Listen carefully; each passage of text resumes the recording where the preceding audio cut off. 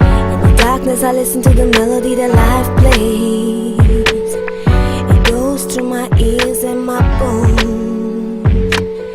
I was born in India, but I came to America, or my parents came to America when I was about 2 or 3. So I grew up in Chicago. The first memory that I had of my identity or skin color, I remember being on a school bus and this, I forgot his name, but he was an 8th grader. So I was like 5 or 6 years old, and he asked me how my parents made me, in the sense of, was it with milk, with Ovaltine, and did you turn brown? And he was just making a racial joke.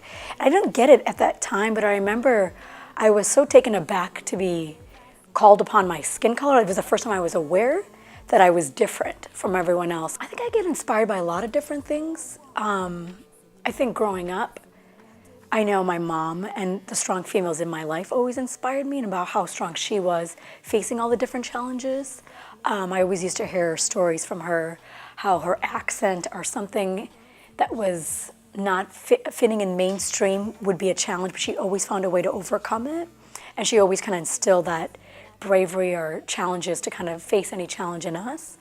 But I know, like, for now, in present day, every time I hear a story that you still hear about discrimination, or you hear about teens supporting Chris Brown and thinking that, like, it's Rihanna's, it's not our fault, or it is her fault, or things like that, just makes me realize how much work still needs to be done when it comes to fighting sexism or fighting domestic violence, or the idea of all these issues that still go on in our society. Just recently, you know, the woman who received the Nobel Peace Prize was this amazing woman who, you know, took women from the fish markets in Liberia, and she, from different religions, they all came together to have a peaceful resistance by just conversing and talking about saying, we don't want civil war to continue. And it made me realize the inspiration that, you know, what happens in Occupy Wall Street, what happens in our conversations, it really just takes a conversation. It doesn't need to be this, you know, up in arms revolution, but by us conversing, it's something that we are changing, and maybe changing our own minds and other people's. Hold on, be strong.